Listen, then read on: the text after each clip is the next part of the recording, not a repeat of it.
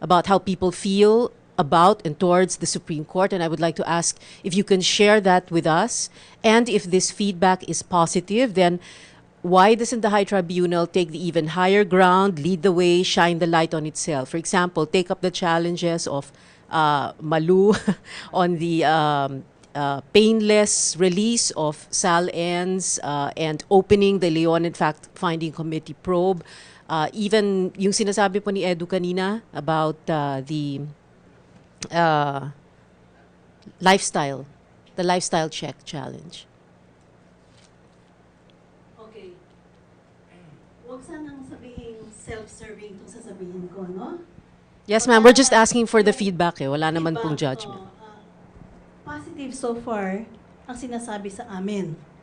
No? Yung mga personally kino-convey sa amin, maganda daw ang tingin nila sa Korte Suprema. Hindi ko po alam. Kayo po ang maghusga niyan. Kung totoo nga ang sinasabi sa amin o hindi. Ngayon, ang sinasabi nyo, i-level up pa natin, taasan pa natin ang antas ng leadership, by example, ng Supreme Court. Dagdagan pa natin ang degree of transparency.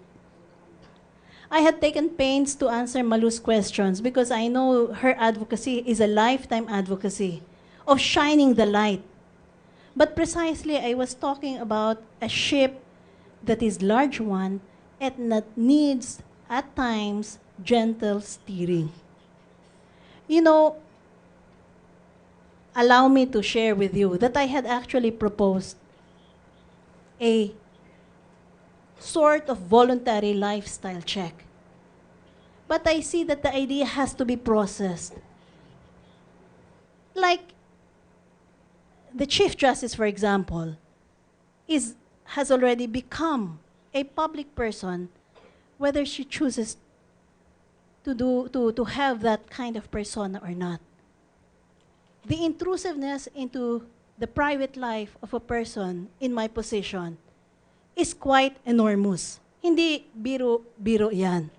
Now, the question of whether all the other justices of the High Court, the Sandigan Bayan, the Court of Tax Appeals, etc., are also willing to go through that is something that must be subjected to constant dialogue, especially, and I'm very concerned here about the Sandigan Bayan justices, on whom even deadly pressure can be imposed, and our lower court judges. I am not publicizing the threats to life that they are getting, but they are, and some of them have already been killed. The fact that we cannot even provide for their safety, and we immediately say there is no more any cloak in your privacy, nothing to protect your privacy even, nor that of your children, that of your assets, your location, what the model of your car is, how much your cash is. That is a question that is not easy to resolve.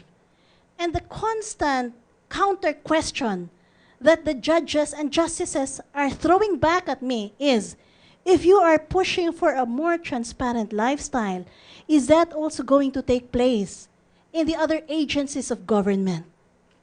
Or are we the only ones who are already being subjected to daily pressure in connection with the judgments that we are going to produce?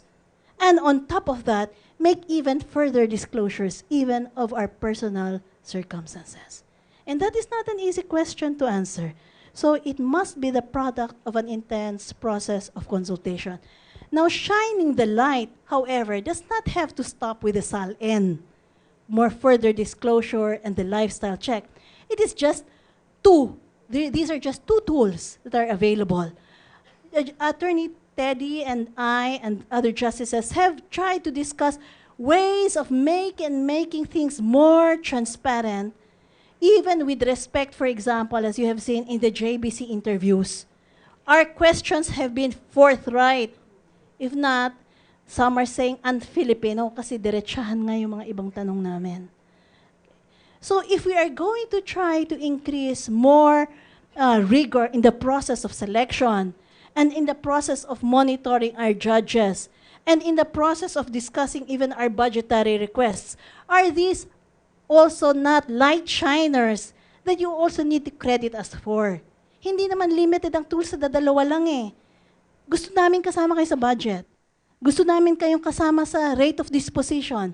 Gusto namin kayong kasama sa how we are trying to address operational problems. Like, I have been pushing for a GIS that will be open to the public, where every locality will already have accessible data on how many judges, prosecutors, POW lawyers there are, and including the members of the IBP per location. I am also asking the IBP to already by next year have a website where the role of attorneys are there. If possible, their pictures are there, the status of their membership in the bar, so that you don't have fly-by-night practitioners. We will also have access to information on our judges, and they are already accessible in the OCA website. More and more information is going to be uploaded on internet accessible mechanisms. These should also be credited. Hindi naman yan lang dalawang issues na yan. And the ombudsman is there. So, ano pa po ang tinatago namin? Bigyan niyo po sana ng espasyo ang judges to talk about their own personal lives. Kasi mahirap po eh. Remember that I spoke about having to lead a semi-monastic life. Because you are supposed to minimize your political and social contacts. So you are already closeted within that world. You try to do that, be as professional as you can, so that even the appearance of impropriety will be a far off possibility. But then at the same time, you know that even the identity of your assets are all identified. Andyan yan masyadong bukas. So, kailangan mo naman silang sabihan, there will still be a measure of comfort for you. You can still lead a normal life. Hindi naman parang yung buong mundo ay pumasok na at nanghihimasok sa buhay mo. That is what I'm asking you to balance. Ang dami-dami na namin ginagawa, ang dami-dami na naming disclosures. But with respect to this, give a little more period for greater dialogue among our ranks. Thank you, Chief. Next question will come from Mark.